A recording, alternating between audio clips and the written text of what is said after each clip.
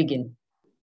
So we are happy to have today Israel Aumann from the Hebrew University of Jerusalem. Israel is one of the pillars of game theory and he needs no introduction, so I won't give an introduction. And I'll just say one thing is that I was fortunate enough to study in my first year as an undergrad student 2 classes with Israel in set theory and in the introduction of probability class. And those were great classes. And at the end of that year, I decided that mathematics is much more interesting than computer science. And therefore I'm here now. So thank you very much, Israel, for showing me the light. And now the Zoom room is all yours. Okay, thank you very much. So let's get started. Let me just recall the abstract, which was the advertisement for this talk. So the backward induction algorithm for perfect information games was formulated well over 100 years ago. It's actually the very beginning of game theory. It's like 10 years before Borel and 20 years before von Neumann. It's or 15 years. Cermello's paper on chess, and that's when it got started, and it sort of sailed along without any trouble until the late 80s and 90s of the last century. Yes. When it suddenly ran aground, okay, people started asking questions. Hey, what is this all about, this backward induction thing? People started asking a lot of questions and gave a lot of different answers, and some said that there is no answer. And okay, so here, as part of the conceptual foundations of backward induction is played a large role the common knowledge of rationality. And specifically, it was shown that in perfect information games, common knowledge of rationality entails the backward induction outcome. Okay, it's a theorem that common knowledge of rationality, if there's common knowledge of rationality, then there is backward induction. Okay, so that was shown. It was also shown that there is no such thing as common knowledge of rationality in perfect information games, and all kinds of beautiful things were shown. And we've almost come to the contradiction in mathematics. Anyway, the result that common knowledge of rationality entails backward induction is not entirely straightforward, to put it mildly, okay? It makes essential use of counterfactual conditionals. What a player would do if one of his notes were reached, even though he knows that it will not be reached. Well, to say the least, that's a concept that's not quite straightforward. And today I want to prove, I think I'm going to prove that common knowledge of rationality entails backward induction in an alternative, entirely straightforward manner. Yeah, it's in fact, it's a little too straightforward for me, and I think there may be a mistake, and maybe some of you will catch it. I don't know, but I at the moment, I don't see any mistake. And it uses only the ordinary material conditional of mathematics, which is that if P, then Q, okay, or P implies Q, let's say, and rather than using the word entail, which means we have a theorem, let's say P implies Q. And the definition of that is that Q or not P. Okay, that's all. That's all. It's a simple statement in the propositional calculus. All right, that's what we're intending to do. Maybe you will trip me up on the way, but I hope not. And let's get started. So first of all, let's define what we're talking about. Backward induction and perfect information games. In a perfect information game like chess, the players move one at a time. That's what it means. So I'm trying to define perfect information here. Each move immediately becomes known to all players. Here we consider only games without chance moves. We're going to keep life simple. And games that terminate after boundedly many moves. Yeah, okay, so we're not, there's a certain finite bound on the moves that you can have. Each play, which is a maximal history in the game, has an outcome. An outcome, okay? Like in chess, there are 3 outcomes, okay? Either black wins or white wins, or it's a draw. 3 outcomes, okay? We have many billions and billions of plays, but we have only 3 outcomes. And each player has a total preference order on the outcomes, okay? So for white, he prefers winning to a draw to losing. Now, black also prefers winning to a draw to losing, but those are different outcomes, okay? The backward induction outcome of a game G, perfect information game, is defined, which we denote BIG, is defined by induction, surprise, on the maximum length n of a play as follows. If n equals 1, okay, if there's just one move, the history, the biggest history has length 1. So in that case, it is the outcome that is best for the unique player, okay? So in other words, the player, his one move is to choose an outcome. We define the backward induction outcome to be the one that is best for him. For general n, the possible actions of the first player I lead to subgames G1, G2, with play length n minus 1 at most. By the way, you should feel free to interrupt with clarifying questions, okay? Now, well, let's leave the arguments to the end. I'm sure there'll be arguments.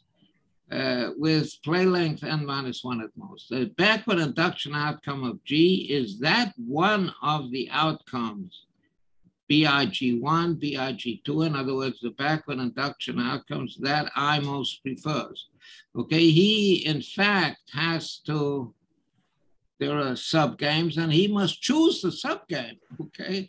That's what he does at the move. So let him choose so we define a backward induction by having him choose the outcome that's best for him, okay? So let's, that's a formal definition. Less formally, okay, the backward induction outcome results if the last player to move, I1, makes a choice that's optimal for her. And taking this into account, the previous player, I2, makes a choice that's optimal for her. And taking that into account, the player I3, previous to I2, makes a choice that's optimal for her. And so on, up to and including the opening move. Okay. So I do have a clarifying question. So how do you handle ties in the definition of backward induction? Ties? No ties. Okay, there are no ties. Makes a choice that's optimal for her. Okay, she chooses one. In other words, if there are several, no, I'm sorry, I take it back. There are ties. Okay, there are ties. If it's possible to have ties, and she makes a choice that's optimal for her, okay, and in that case, a choice, not the choice, okay? Mm-hmm. She makes any choice that's optimal for her, okay? And you remember we talk about outcomes, all right? We don't talk about the leaf of the game tree that's reached, the actual play that's played. We talk about outcome. We talk about a backward induction outcome, okay? So if there are ties, it doesn't matter. You get the same outcome, all right?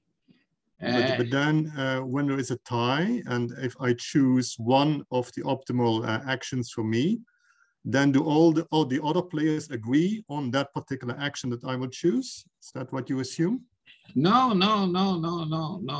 It doesn't matter. They don't have to agree. It doesn't matter because I made an assumption which nobody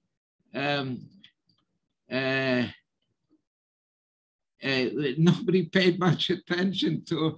But it's a real assumption, and that is that each player has a total preference order on the outcomes, okay? So there's no such thing, it cannot happen that that the choice between two alternatives for me is a tie, okay? But the other players care about it. If it's a tie, it leads to the same outcome, okay?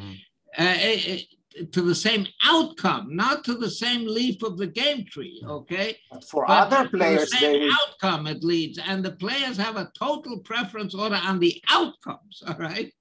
So, so that takes care of that, yes? Just a moment. So this is not an innocent assumption that each player has a total preference order on the outcomes. Thank you. Okay. Israel? Yes. Still, there can be more than, if there is more than one backward induction play, there can be more than one backward induction outcome for everybody.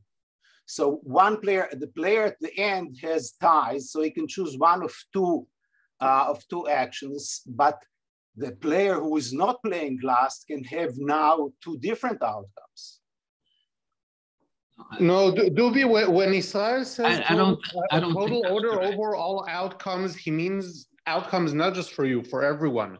Israel assumes that there is no chance where there are two plays where, you know, you could get 7 points either way, so you're tied, but one would cause Israel to get 4 points and the other one would cause Israel to get 3 points. Exactly. Order over the product, you know, outcome. If you think. Understand. So let's look at the last player. Let's say it's player 2. He plays last at some node, and he can have the same outcome. So he can choose either way, right? Left or right. Yeah, right. You can choose either when he gets the same outcome, it'll be the same outcome. Yeah. It'll be the same outcome, and for him. And the player before that. It's the same outcome. No, just a moment. No, Dubi, it's not for him. Can I finish the question, maybe? Okay, so the last player, like player number 2, can choose between two outcomes between right and left, and he is indifferent because he has the same outcome. Right. But player 2, player 1 may have different outcomes. Yes, no. An outcome is an outcome. Oh, I see. The outcome is not per person. No. It's an outcome like black win. But player 2 can have different preferences over outcome. Yeah, they can have different. Of course. Okay, so for him, I see. Black has different preferences from white. Yes. Okay, fine. Okay, fine. Okay. The outcome. Okay. So I'm just saying I managed to smuggle that that assumption in, and nobody paid any attention.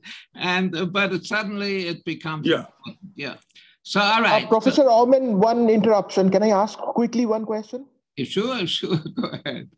Yeah. So is it okay to think of an outcome as one path in the game tree? No. No, not at all. No. A lot of different plays, in other words, maximal paths in the game tree can have the same outcome. A lot. You know, think of chess. Yes, just 3 outcomes, okay? And you know, almost infinitely many plays. Okay. Chess players usually care about how they play, whether it's elegant or not. What, excuse me? Chess players usually care about how they play, whether they play it elegantly or not. Yeah, that's right. Okay, no, but you know, I know some chess players. And for chess players, I think they have the right utility functions. They want to win, okay, and they do not want to lose. Yeah, elegant. You know, like Einstein said, elegance is for tailors.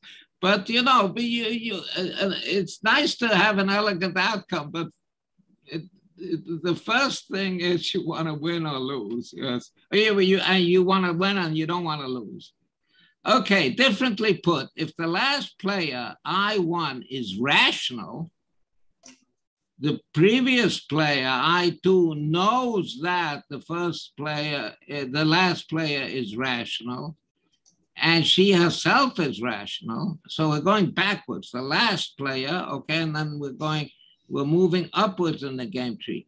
And the previous player, I3, knows that the last player and the previous player are irrational, and she herself is rational, and so on, up to and including the opening move, then the BI outcome results, the backward induction outcome results. So a fortiori, all the more so, if all players are rational, all players know that all players are rational, all players know that all players know that all players are rational, all those together, and so on ad infinitum, then we will get the backward induction outcome resulting. Now, this says, this is the definition of common knowledge of rationality. Okay. Israel, did you define what you mean by rational yet? Before common knowledge even. Okay, makes a choice that's optimal for making a choice that's optimal. This is less formally, okay? We're gonna go back to more formally soon, okay? But at the moment, the title of this slide is less formally, okay? So by rational in this slide, this is gonna be the crux of the matter, yes? By rational in this slide, what I mean is doing something that's optimal for you. You're rational if you make an optimal choice, okay? So the conclusion is that common knowledge of rationality entails the backward induction outcome. Now we're gonna go back to formally, okay? Not formal, not entirely, but can this insight be made precise, okay? So maybe we should say more precise, okay? The answer is yes. In a representation of a perfect information game as a rooted tree, and I think most of us are familiar with that, a strategy of a player I prescribes an action at each vertex of that player. Each player knows her own strategy and has some knowledge about the strategies of the others, or maybe none at all, or maybe perfect knowledge. Well, in other words, knowledge is the subject that we're going to discuss in the sequel. Knows her own strategy, has some knowledge about the strategies of the others, and has some knowledge about their knowledge. An action A of a player I at a vertex V is irrational if there is an action B at V that I knows is better for her than A. Now, what does that mean exactly? And this is the crux of the matter. She knows that together with the subsequent actions prescribed by the strategy, so she knows something about the strategies, we're not saying what, okay? But if she knows that together with the subsequent actions prescribed by the strategy, action B determines an outcome that she prefers to that determined by A. And then we call A irrational, okay? And now, so if there's another, in other words, if there's something else that she can do with, together with what she knows about the strategies in the sequel, if she knows that she can do better. So an action A is called rational if it is not irrational. That's an action. A strategy of a player is rational if it prescribes rational actions at each vertex of the player, okay?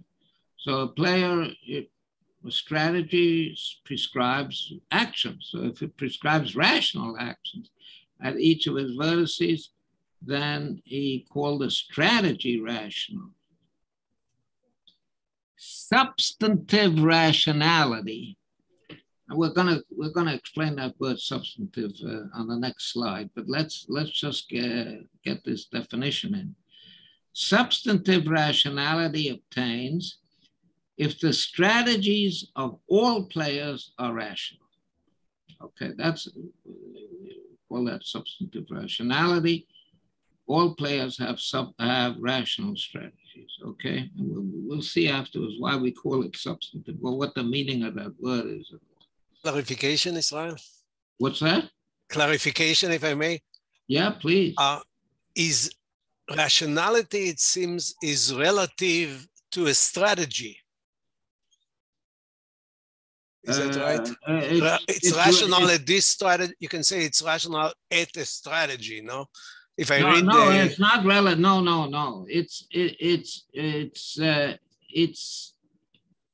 not relative to a strategy. It is defined by what you know about the strategies. Okay, it's defined by what you know about the strategies. If you know that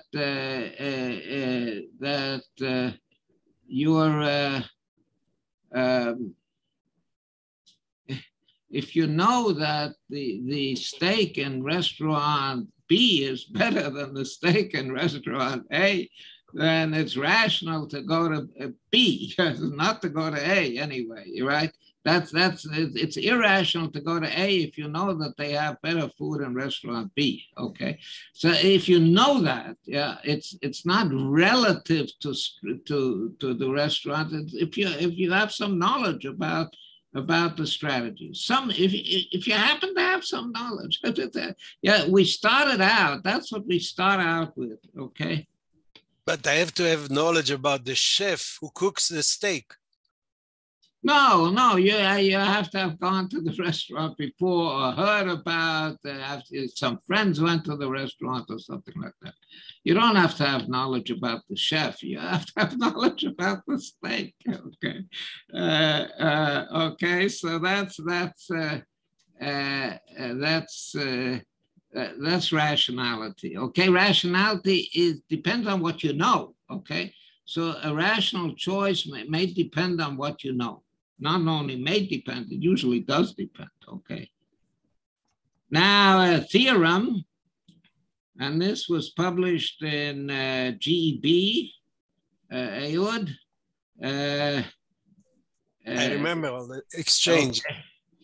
If there is common knowledge of substantive rationality, then the backward induction outcome results. Okay, if you have, that's the theorem, okay? It was published in GB, in Games and Economic Behavior. Okay. Now, the proof is by induction on the maximum length of a play. And it's a fairly straightforward proof. There's a lot of, it's not long. It's maybe 2 or 3 pages at most. 3 pages, I think.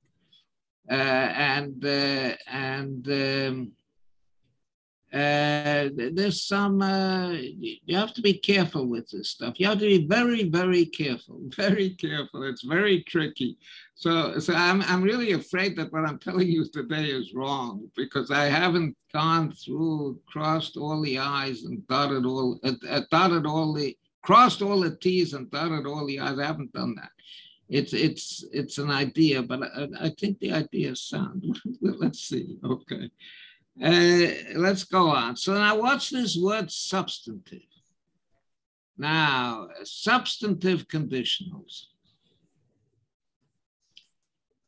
A conditional is a statement of the form if P, then Q. And then we have names for P and Q. We call P the antecedent and Q the consequent.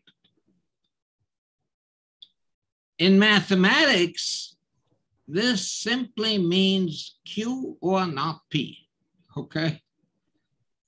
Call such conditionals material. They need not involve any substantive relationship between the antecedent and the consequent. For example, in the material sense, the conditional, if Trump had been reelected, I would have had eggs for breakfast, is correct. Whether or not I had eggs for breakfast, I mean, Trump was not reelected, so not P. So, and okay, that's it. And it's Q or not P, that's what it means. In ordinary discourse, the antecedent and the consequent usually do have some substantive relation, okay? Call such conditionals substantive. An example is, if Trump had been reelected, the Ukrainian crisis would have been averted. This is correct in the material sense because he was not reelected, like the eggs for breakfast, okay? He was not reelected, so that makes it true. But arguably, it is not correct in the substantive sense, okay? If people can say, hey, you're talking nonsense, Aumann, yes, even more than usual. The Ukrainian crisis would certainly not have been averted if Trump had been reelected. It might have come before even, some people would say. I'm not taking a stance on that. I'm just saying that there's some substantive relation between the antecedent and the consequent. Conceptually, the 1995 theorem is based squarely on substantive conditionals. It requires rationality at all vertices, okay, whether they're reached or not, okay? So basically, what you're saying is, if your vertex is reached, then you will move rationally. That is the substance of rationality, okay? But if the vertex is not reached, what does it mean to say that you'll move rationally? Okay. That is, it assumes that if V were reached, even when in fact it is not, the player at V would choose rationally. Okay, then that's a typical substantive condition. Okay. If we substitute material for substantive conditionals, that is, if we require rationality at reached vertices only, then the theorem becomes false. Okay. Take a look at this game. Okay, it's a very, very simple game. And it plays an important role in the 95 paper. So we have two moves, Anne and Bob, okay? And Anne can move down or across, and then Bob can move down or across, okay? If it is common knowledge that both Anne and Bob go down, then there is common knowledge of rationality at reached vertices in the material sense, okay? Indeed, Bob's vertex is not reached, okay? He's not reached. Both Anne and Bob go down, so Bob's vertex is not reached. If we only would require material, if we only would require that people are rational at reached vertices, yes, then it's fine, okay? He's not required to choose rationally, and indeed he does not, okay? But he goes down, okay? But Anne's choice is rational, okay?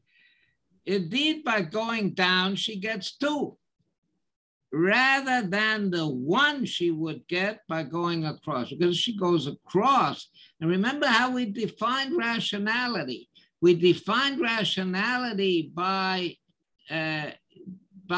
following the strategies that we know take place, okay? Now, we assume here that Anne knows that Bob is going to go down.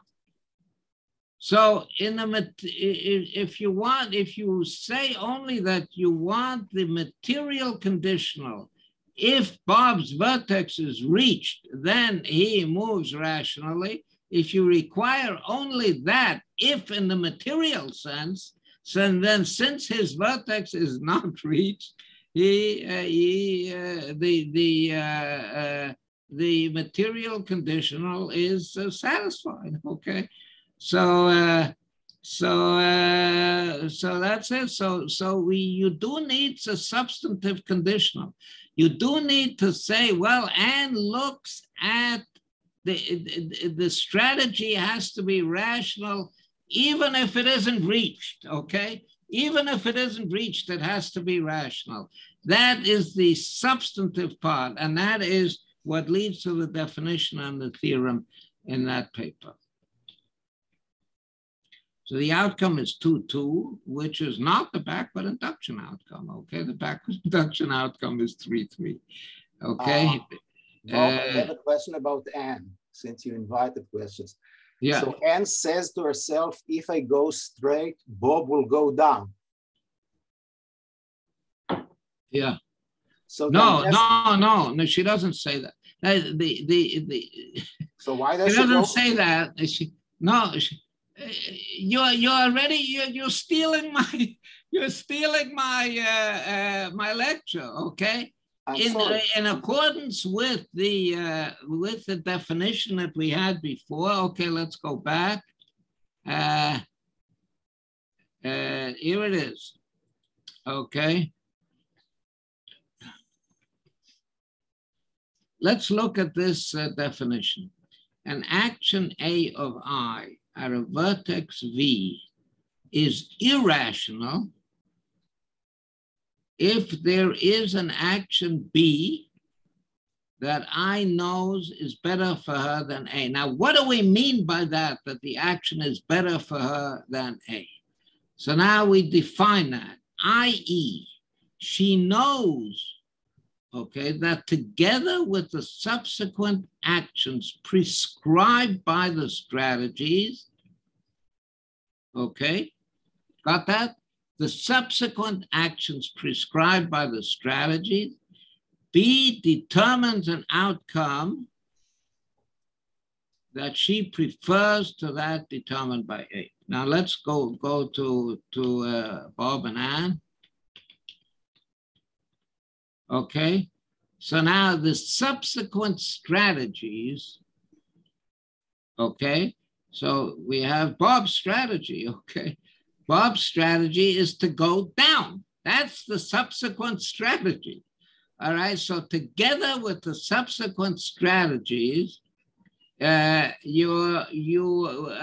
together with the subsequent strategies, she will be getting 1 if she goes across. Together with the subsequent strategy, that's the definition. Okay. So, so just a moment.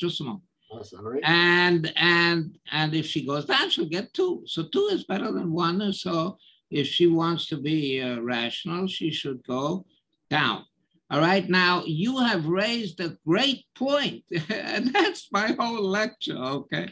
If we change the definition a little bit and don't consider that substantive rationality that we were talking about before, but we say that if Anne goes straight and she knows that Bob is rational, okay, then he won't do that subsequent strategy. But then okay, making sense of that, making order here is the whole object of this seminar. So let me go ahead. So in other words, what you're saying is right, if I understood you right. If I understood you correctly, you're saying something true, and that is the basis of my talk today. Okay, so in other words, together with the definition in the GEB 95 paper,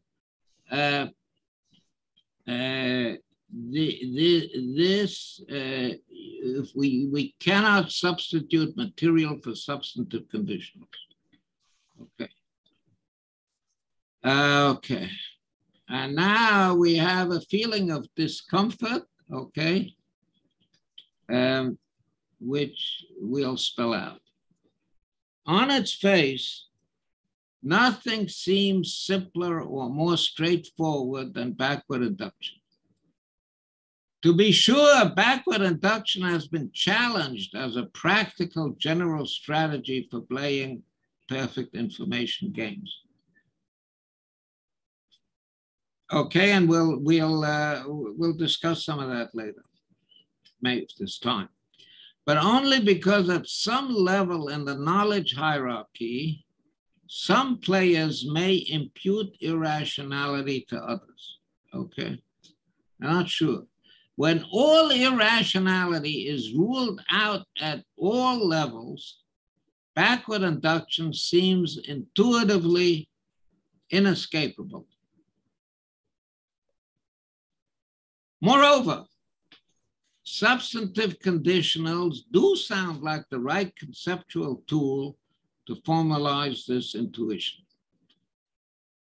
As we have seen, rationality means making a choice that leads to an outcome that is preferred to the hypothetical outcomes that would have resulted from other choices.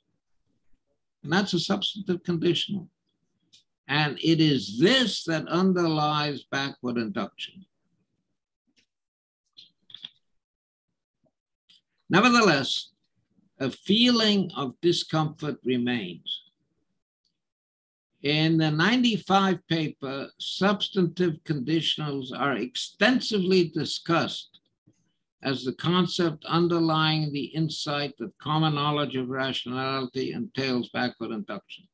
Okay, in that paper, more space is given over to verbal discussion of substantive conditionals than to the whole proof. The proof is maybe 2 or 3 pages at most. And the discussion is 5, 6 pages, I don't know what, something like that. But substantive conditionals are not formally defined and so play no role in its formal derivation. The way that substantive conditionals come in to that proof is by demanding that the strategies be rational, you know, even strategies that are not reached, even choices that are made totally off the backward induction path, that are not reached and cannot be reached, that underlies the thing, and that is what we are saying.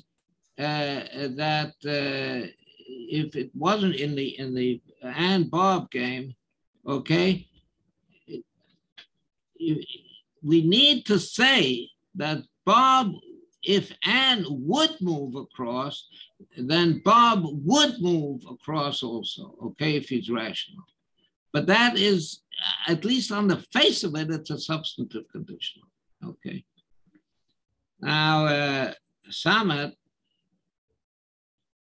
who's with us today, 1 year later, GB 96, did supply an ingenious formal analysis of hypothetical reasoning, in other words, substantive conditionals leading to backward induction. But it's quite involved, yeah. There's a lot of mathematics in there, yeah. Duby sent it to me yesterday, and I have to admit that I haven't quite finished reading it yet, okay. And I was aware of it at the time, of course, but you know, time does its damage. For such an apparently basic, simple, straightforward insight as backward induction, could one not devise a relatively simple formulation and proof that rests both formally and conceptually on the ordinary tools of mathematics and logic, including material conditionals, okay? Not substantive conditionals, okay? You know, you could take substantive conditionals with Samet's definition, but maybe we can do something simpler, maybe. So there's a feeling of discomfort here. So could one not devise a relatively simple formulation? And the answer is that yes, one can, as follows. So here's a precise definition, formal, semi-formal definition. A strategy of a player of I is a collection of material conditionals which set forth I's action at each of her vertices V if that vertex V is reached, if material. In other words, either the vertex is not reached or she does what is written, what is prescribed by the strategy. If it's not reached, we don't say anything, nothing. Okay, nothing. Each player knows her own strategy and has some knowledge about the strategies of the other players, like before, and about their knowledge. Okay. Can you please apply it to Bob in the game of Anne and Bob? Well, we'll get there. We'll get to Bob. I see. Okay, good. We'll get to Bob. Okay. A vertex V immediately following a vertex U is called U's son. U is called V's father. All right. Now, I apologize for using masculine nouns and pronouns here, but we gave all due honor to the gentler sex. I'm not sure it's allowed to say that. When we call players are female here. So I allowed myself to call vertices male, okay? Without loss of generality, assume that each non-terminal vertex has exactly 2 sons. Okay, if he has more than 2 sons, then split them up, okay, one at a time, okay? So that's not, it's not essential in the math, and it's not, it just makes talking about these things easier. Let V and W be the sons of a reached non-terminal vertex U of player I. Say that W is inferior if I knows that she prefers the outcome if V is reached, okay? She prefers the outcome if V is reached to that if W is reached. Now, I'm going to use the word choosing, but that is a definition. I say that I chooses V rather than W if V is reached and not W, okay? So if V is reached and not W, because there are different sons. So I use the word choosing but the actual thing, whenever you see the word choosing, then you then just substitute if V, if the sun U, if the sun V of U is reached, then I chose V. Okay, it's just a manner of talking. Call I rational at V if at V she does not choose an inferior sum. Call I materially rational if she's rational at all her reached vertices. Say that material rationality obtains if all players are materially rational. Okay? We're talking about specific strategies, yes.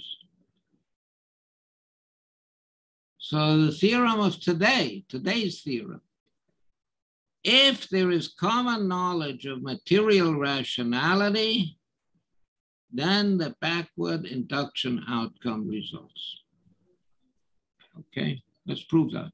Well, we won't prove it because like I said, these things are very delicate. Delicate is the right word. And until you have actually written down the formality, I think the formality of this does not go via the easiest way. Anything you can do with syntax, you can do with semantics. Anything you could do with semantics, you can do with syntax. But I think that here the syntax, my feeling is going to be easier.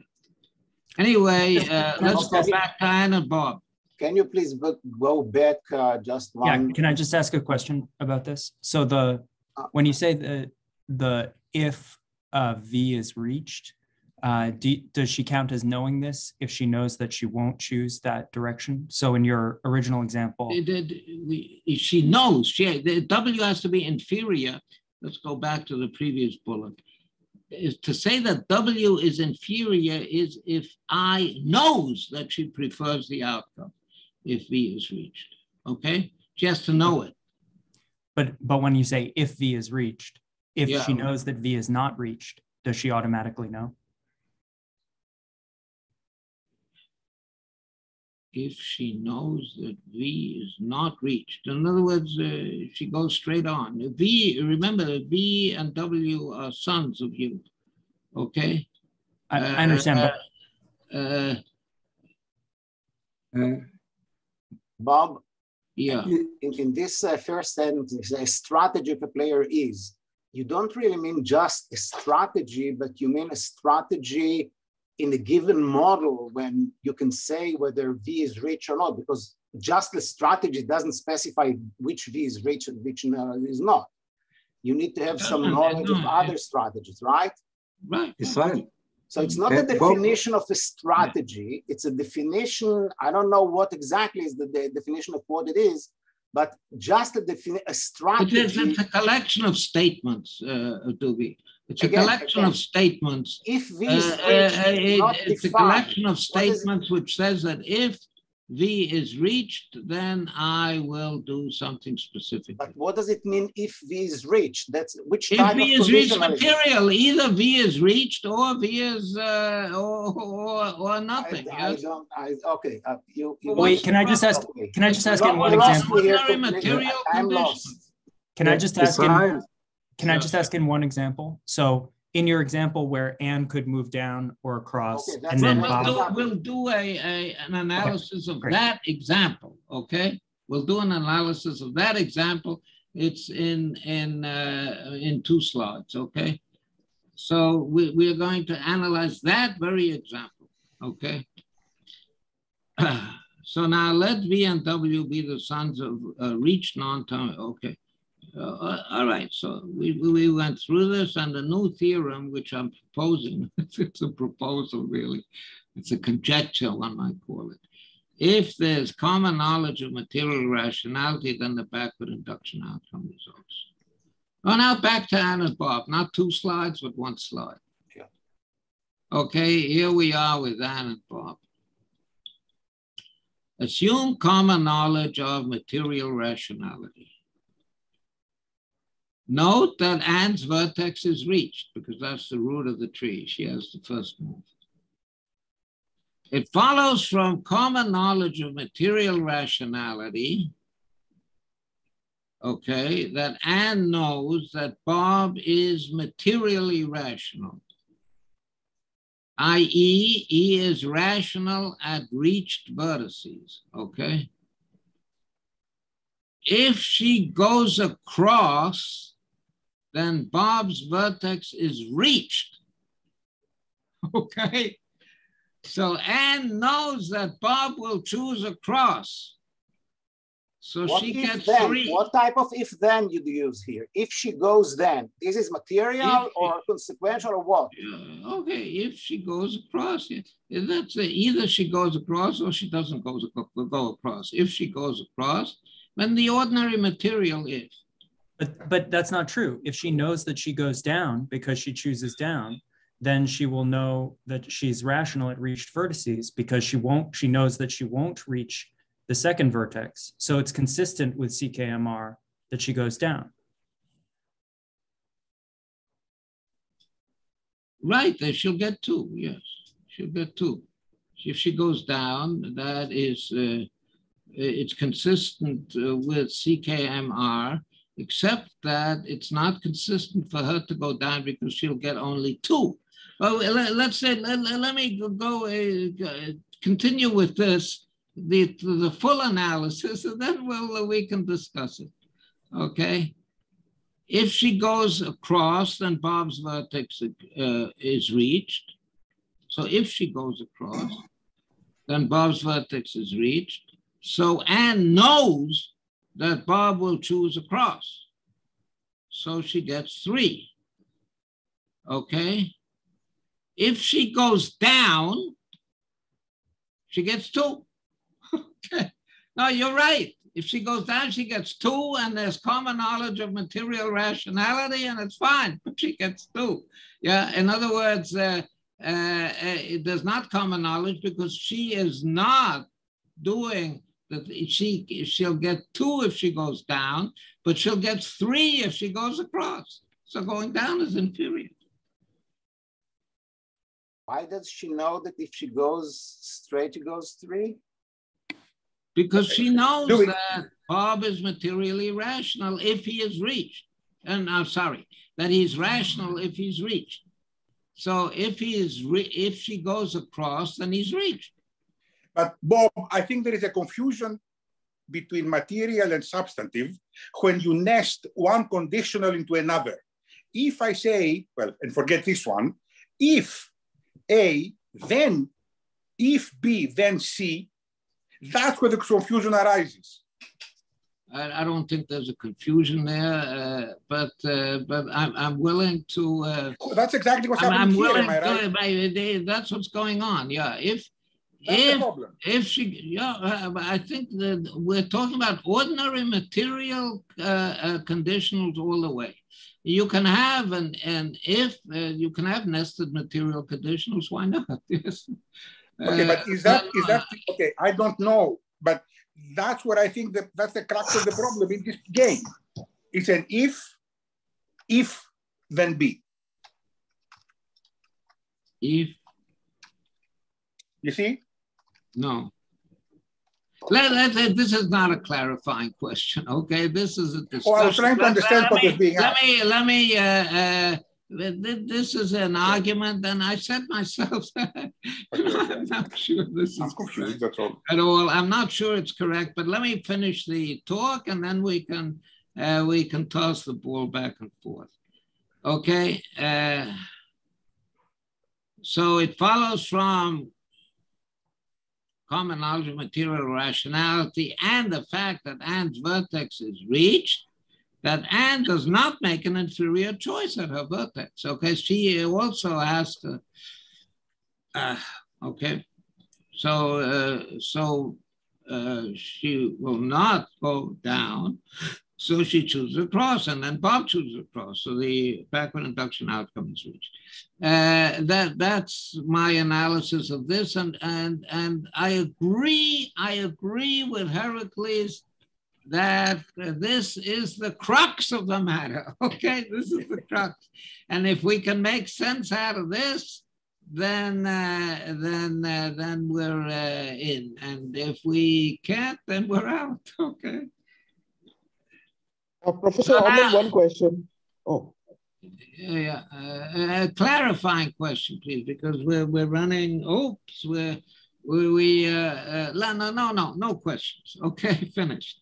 How much time do we have, Elon? So how much time do you need? I'm going to stop the questions now, and maybe 5 minutes or 10 minutes. Okay, so you have the 5 minutes. Okay, fine. So the demonstration of the main theorem. So let G be a perfect information game and assume common knowledge of material rationality. We will show by induction on the length n of the longest play that G's outcome, which we call O of G, is equal to the backward induction outcome, BI of G. If n equals 1, there's only one pre-terminal vertex, and it's reached, okay? By common knowledge of material rationality, the player there is rational, so chooses an outcome that's best for her. And that is the BI outcome, BIG. So if n equals 1, there's no problem.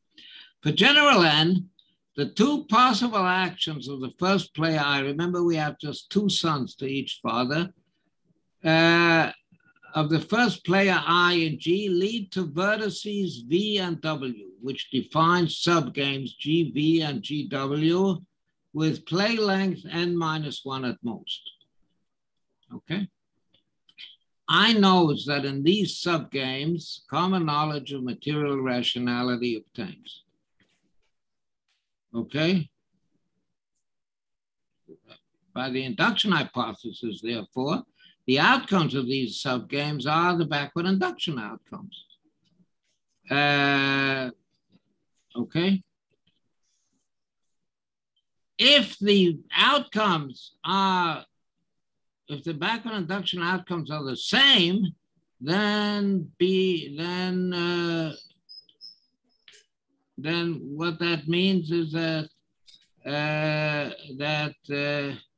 BI of G, there's no difference between the backward induction outcomes of two games and the backward induction outcome of the whole game G is also the same outcome. And I chooses V or W, which lead to the same outcome, omega, okay? So omega is also the outcome of G. So that's a trivial case. And now the substantive case is this, but it's also trivial. Otherwise, suppose that BIG, that the subgame GV has a larger backward induction outcome than GW. In that case, the backward induction outcome of G is by definition is G of V.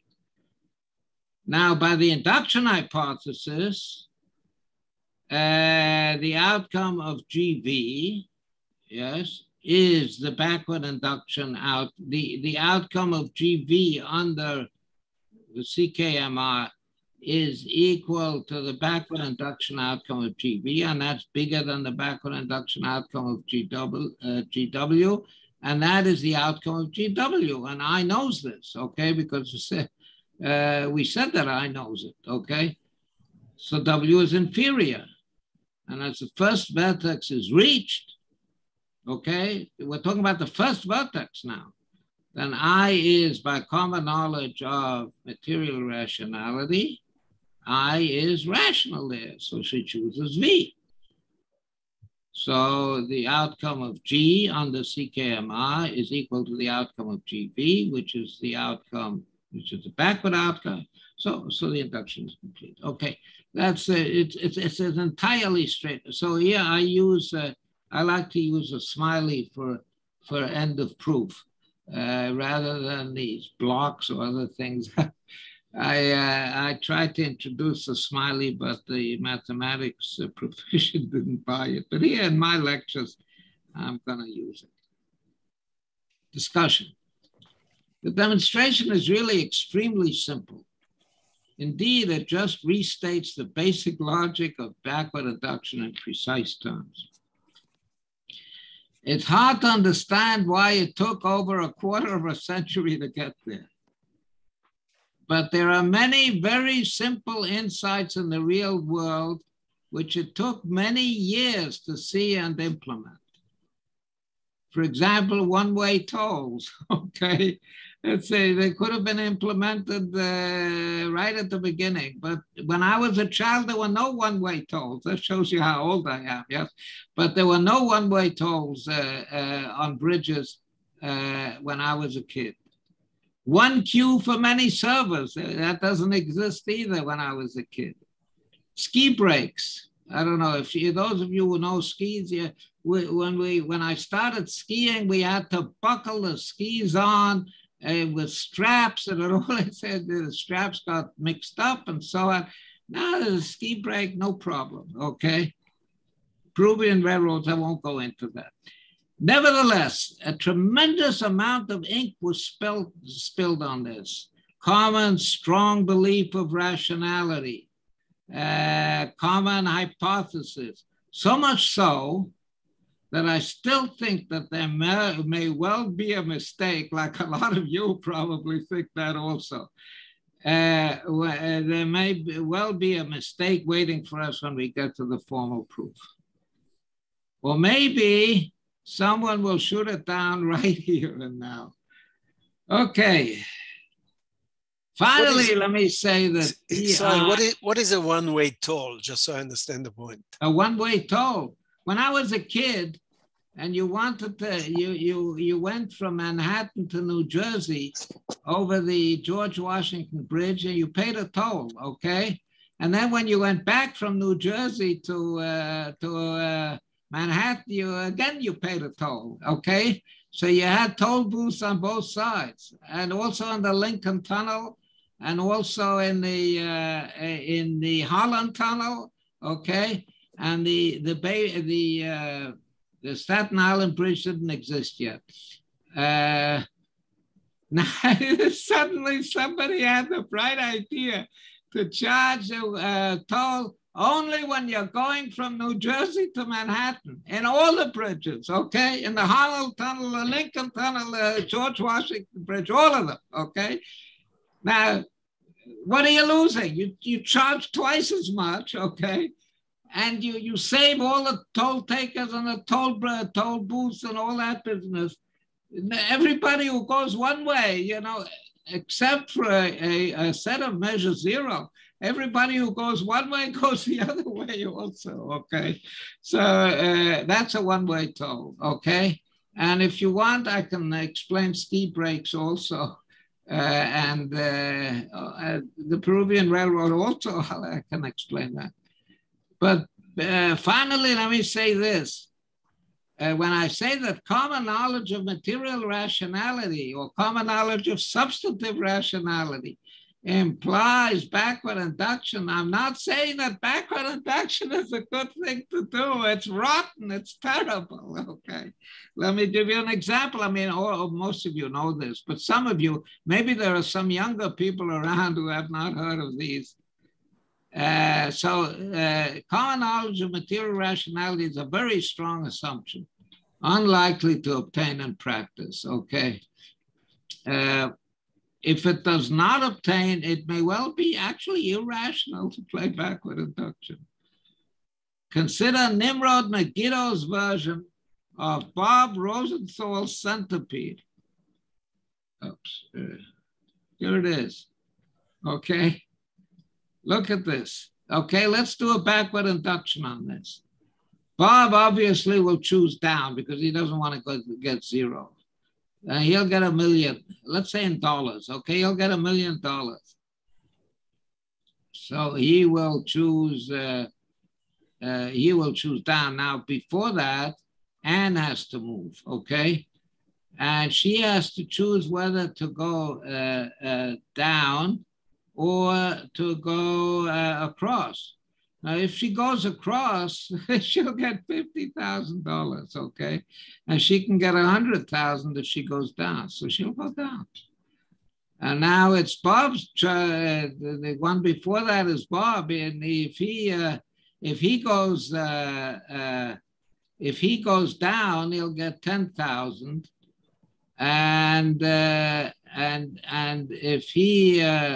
if he goes across, since we already decided that Anne is going to get 5,000, if he goes across, that Anne is going to go down, he'll get just 5,000, okay, and so on and so forth. So so the backward induction outcome of this is for Anne to go down and get $10. Okay, that's the backward induction outcome, and it's crazy, right? It's crazy.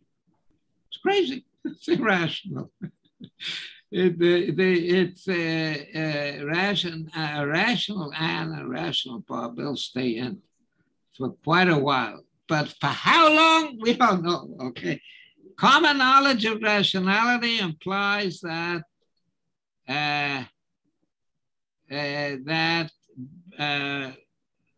backward induction calls for Anne to go out at the first move, which is clearly irrational in most practical situations.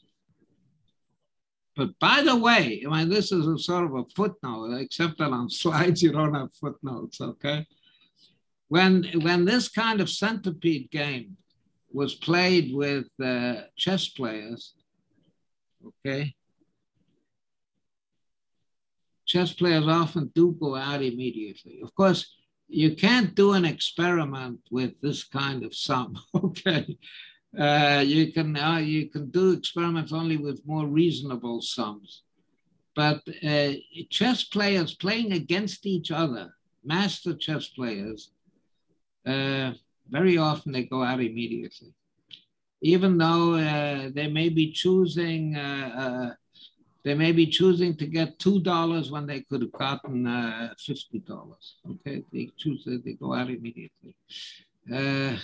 So there's an interesting thing there, yeah. I mean, it sounds crazy, but you know, in the prisoner's dilemma, it also sounds crazy for that the players choose to act to double cross, well, what they call, but still, that's the right thing to do. So, so that's it. Thank you very much. Israel, in the last example, if the terminal was 2020, you would still argue backward? No, let me argue this, okay? Let me argue this. It's enough for me to argue this. This is, you know, as I said, it's more reasonable when the sums are lower, okay? But no. If the last two payoffs, the top right, the very top right, were 2020. We're here, Anne and Bob. Anne and Bob. If you go all the way to the right, and instead of 0, 0, you have 2020. Yeah. Which is more than what she gets if she goes down now. So if she reasons, I don't know when this is. Wait a minute. Bob is going 2020. Why would Bob, rather than getting $1 million, choose 20? 2020. I know that. Bob is making the last move. Bob is making the last move. No, I see. Why would Bob, you choose 20 rather than $1 million? I see the backwards induction, but if you start reasoning for her at the beginning, she's going to get $10 And if she continues, we can, make 5-15. She can only gain. If she continues and Bob goes down. Yeah, let's make this 15. And Bob goes down, she gets 5. Make this 15, and the argument, the backwards argument. Make it 15, then you don't have a centipede anymore. Okay, the whole point of Bob Rosenthal's centipede is that... No, I think 15 will still give me a backwards induction. No, you don't have a centipede. You killed the centipede. If you make on the second move, if you make and get 15, then the centipede is dead. This is the centipede. I mean, I gave it a very dramatic sums, but it really depends only on the ordinal. Yeah, in other words, Anne gets a sum, and then if Bob goes down, she gets less, and then she gets more than the original sum on a second move, but on the third move, if Bob goes down, she gets less again, and so on and so forth. That is the epitome. That is the whole point of the Rosenthal centipede. Rosenthal is no longer with us, by the way. He passed away. I know. About when in the 80s he passed away. Right? Yeah, very early. But Megiddo, thank God, I think is still with us. Yeah. Megiddo is with us. Yeah. But my question is, maybe I can see how to fix this one, but if she's not sure, I mean, this requires, I don't know where, if she was not sure when the exit will occur, but you can argue, maybe you can construct one like that. If she's you can, not sure, and if there's common knowledge, it's up to the players, yes. There's no, it's up to the players. She's really not sure when the exit will occur, okay? So I think if I was Anne, I would go across. Absolutely, I would, and I think any reasonable person would go across. And then if I was Bob, I'd still go across. Okay. The question is, at what point do you stop that? Okay, at the second move, the third move? I don't know. It's not clear. It's not clear at what point. Obviously, I think Bob will go. Obviously, Bob will go down at his last move. All right. Yeah. And therefore, Anne will also go down at her last move, right? Because she has only to lose if she goes across. She'll get 50,000 instead of 100,000, and so on. Yeah, it's a nice game. Okay. So that's it. Now there's time for discussion. Can I ask, is this game that different from like a prisoner dilemma with a fixed number of rounds? Yeah, it is different. It's different because in spirit. It's very similar. You're right. It's very similar to a prisoner dilemma with a fixed number of rounds. But in some sense, it's even starker. First of all, a prisoner's dilemma is not a game of perfect information. And we're talking about games of perfect information today. The reason why I proposed it is because it shows that you don't need the complexity of repeated prisoner's dilemma in terms of number of strategies. Here it goes very, very slowly. And still, you cannot rely on people don't comprehending the complexity of the game. It's very, very simple, and still the backwards induction seems to fail. Okay, thank you. Okay, I'll be glad to get comments, and I'm a little encouraged because it didn't get shot down today. Maybe it's gonna survive another day or two, and I'm I'm going to try to get to work on doing a real formal proof. You'll see, you'll notice that I called it a demonstration of the new theorem, and not a proof, okay? By proof, you have to be really careful in this stuff. Really, really careful. I'm going to try to do this carefully. Thank God I have a lot of stuff to do, so I don't know when I'm going to get to it. So if somebody wants to shoot it down in the meantime, I'll be glad to hear from them. So thank you very, very much. And stay healthy, everybody. Okay. May I ask a question about the what I don't understand in the definition of substantive and material rationality? Okay, substantive means. No, basically. You want to, okay, you want to continue with your question? Yes, I would like, basically what I see is that it seems that substantive rationality is material when you allow this inductive usage, so that you allow assuming that you are at another point, and then the material rationality, if it's allowed to be used somewhere else, then it becomes substantive. But then it seems to me that the assumption of common knowledge of material rationality should not be allowed to use inductively, because then it simply becomes substantive. So the induction makes it basically substantive. And therefore, it seems to me that material rationality by itself is actually not enough to, it does not imply backward induction. It's like Nash equilibrium, whereas backward induction is kind of like subgame perfection. And for that, you actually need this inductive usage. Well, where am I wrong? I think what you're saying may be right and may be wrong. I don't know, because you're not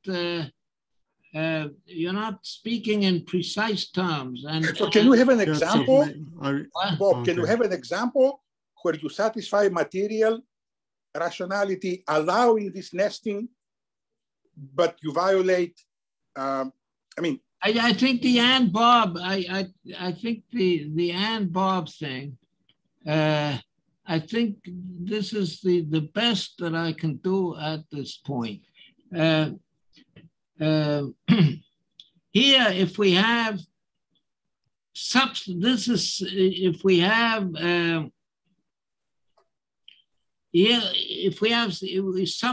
rationality, means that Bob has to choose rationally even when he's not reached. Right, okay. But Bob, if you allow yourself this nested use of material rationality, is there an example where you satisfy, which differentiates substantive rationality from this nested use of material rationality?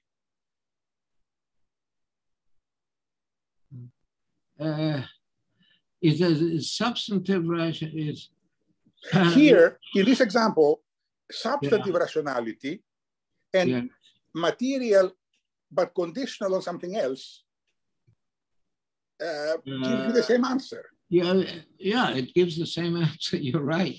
It gives. That's a good question. We want to see a difference. It's a good question. It's a good question, and I think I want to look at that. Okay. And I do want to look at it, but I think if it's a good question, or if it turns out to be a good question, or in other words, if they're the same, okay? Well, so the conjecture behind that question is that substantive rationality is the same as nested material. Nested material rationality, yes. Yeah, right. That is that's fine. That'll be beautiful, because the substantive rationality, okay, is that means that one can, instead of the substantive rationality, one can use this perfectly straightforward, essentially. Yes, with impunity. It's straightforward mathematical thing. And instead of this mysterious substantive rationality, mysterious and it has a formal definition. Complex. So fine, yeah, I think that'll be great if we can do that. That'll be great. At the moment, I don't have an example. You're right. That's a good way of looking at it. Okay. I have a question about the proof. Could you go back to the slide with the proof? Sure. I'd be glad.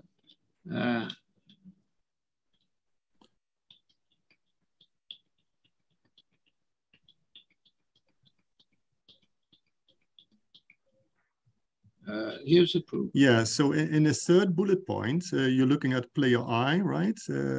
With two outgoing vertices, with two vertices that can be reached, V and W. And yeah, two sums, yes. Yeah, and then you say that,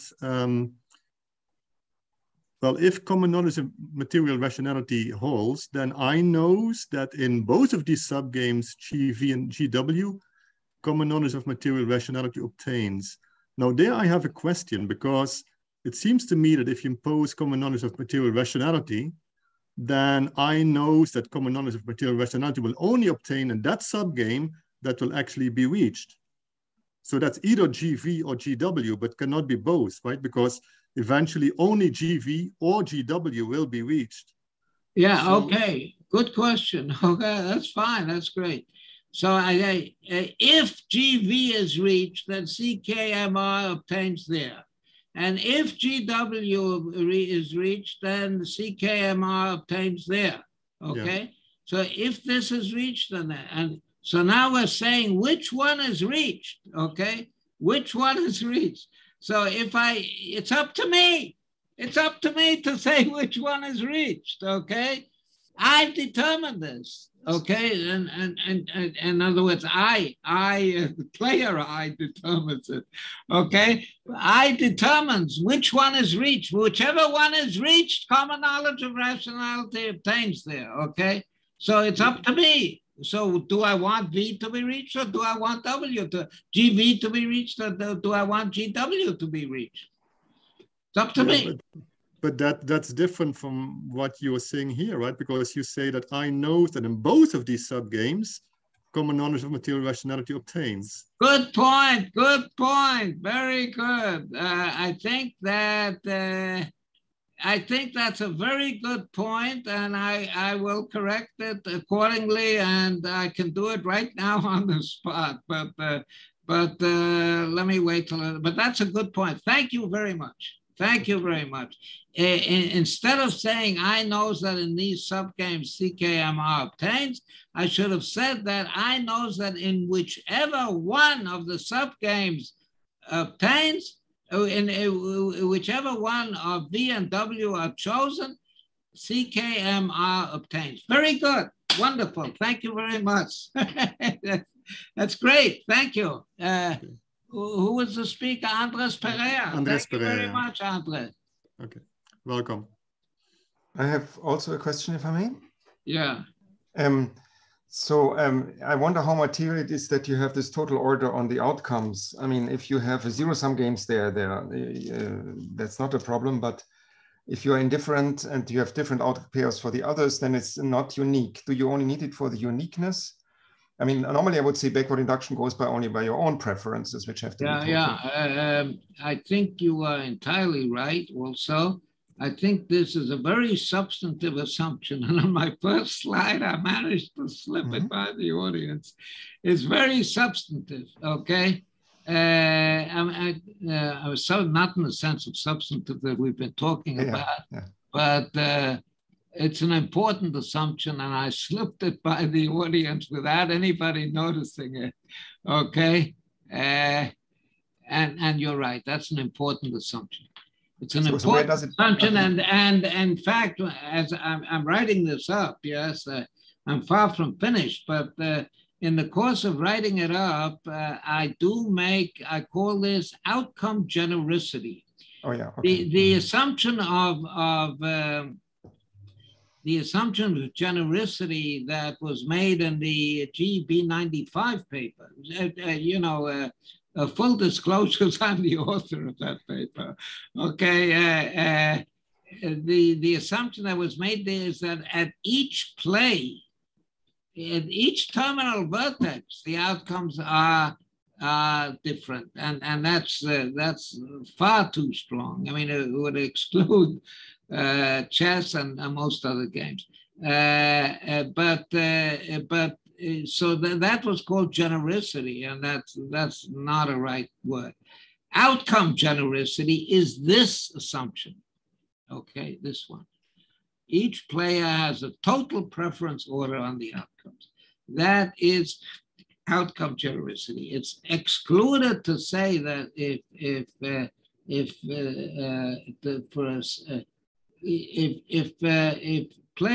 one player has different outcomes, prefers, it's the outcome is the outcome, yeah.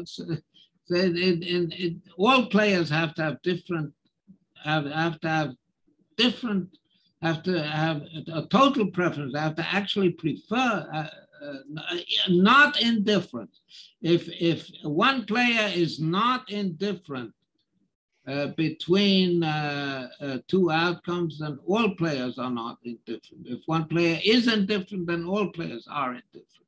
It's a substantive assumption. It's a genericity assumption, but many games satisfy it. Okay, now. Yeah, thank you. Okay. Can I ask a question? Certainly, I'd be delighted. Can I ask a question? Yes, please. Yeah. Wouldn't it be helpful to call this myopic rationality or something in that direction, as to announce that it works out horribly wrong in the centipede game? So it is not rational. You mean it's not because of the centipede? Yeah, and I think your definition amounts to, let's say, taking into account only one step ahead counterfactuals, rather from reachable nodes. So no counterfactuals. Well, one step ahead counterfactuals, because you are going to think about two possible actions of your own. So in a reachable node, you have two possibilities as a player. Yeah. And as the previous question already addressed, one of them is counterfactual by definition. Okay, so in that sense, you only take into account one step ahead counterfactual actions of your own. Is that true? It seems to be the essence of the definition, but also the limitation of it. Because it's wrong, in my opinion, then, at least. As you also said, it is not rational. It is horrible. In the centipede game. Yeah, so, but if it's horrible in the centipede game, there is something wrong with the definition as a whole. So it's not rationality. No. How can something, or okay. you mention it as a strong assumption, let me respond, but I think it's a wrong assumption. Let me respond to that. Yeah. I think somewhere I said,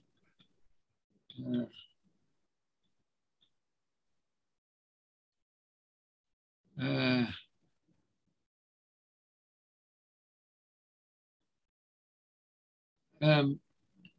think the common knowledge of rationality is sort of a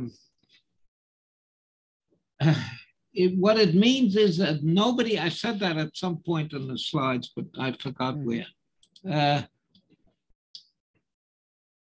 It means that nobody is imputing irrationality to anybody else at any stage, okay?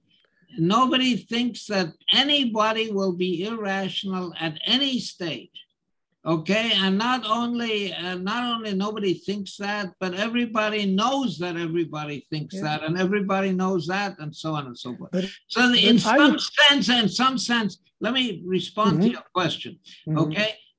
In some sense, we are talking about perfect rationality. Yes, there's no irrationality in the system. No. Okay, you have to, in order to justify any answer to the centipede game, then going out immediately, you have to put some irrationality into the system. But no. You have to say that somebody is being irrational at some point. Okay. No. Or yes. No. That is the point. There is no trace of irrationality walking into this game. Think of the game as having million steps. Okay. There is no irrationality whatsoever to walk into the centipede game for the first 90 steps. But they show me what should Anne do? It is a bit like Achilles and the turtle. You have this argument and you can concentrate on it for decades. Yeah. So, well, it's not easy, but I would say it is common knowledge of myopic rationality. No. And there is nothing irrational in walking into the centipede game. No, we're talking about many people know. It's not myopic. We're talking about outcomes. Okay, we are comparing outcomes. Okay, and not just moves. Outcomes. No, but then you have two people confronted with the centipede game, and they know that it's very smart to at least walk until the step 90. Okay. And if you know that from each other, you do it. And there you are. You know what? I think one of my most successful papers is a paper called Agreeing to Disagree. Yes. It made a big hit. So let's apply that here. Okay. Okay. I think it's in the 3-step ahead counterfactual that already helps. Okay, but it's just a thought. I think it would help if I would see the person who speaks. Sorry. No, where? Who's speaking? Berend Roda. Mr. Roda, Dr. Roda, yes. Sorry. Well, as I said,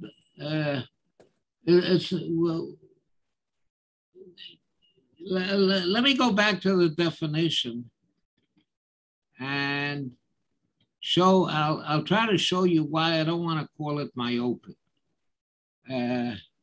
Here. Okay. Let V and W be the sons of a reached non-terminal vertex. Okay, say that W is inferior if I knows that she prefers the outcome at the end of the game. Mm-hmm. Not now, not today or tomorrow.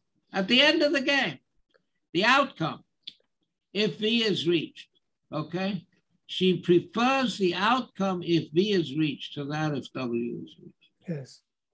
Yes. So we're not talking about myopic. Well, at the start of the centipede game, in fact, you don't know the outcome of continuing the game.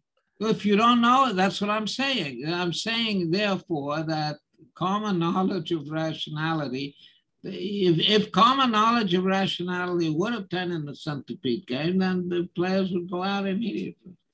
That's what this theorem says. I mean, or the other theorem, or Summit's theorem, or Battigalli and Siniscalchi's theorem, or Yeah. But still, it's myopic, in my opinion. So it's not about an incorrect proof, but it's about, let's say, the assumption itself. All right. So, are there any other questions at this point? Okay, so thank you very much, everybody. Thank you. And I'm glad that it wasn't shot down today. Maybe it will be shot down tomorrow. I don't know. Okay, thank you very much.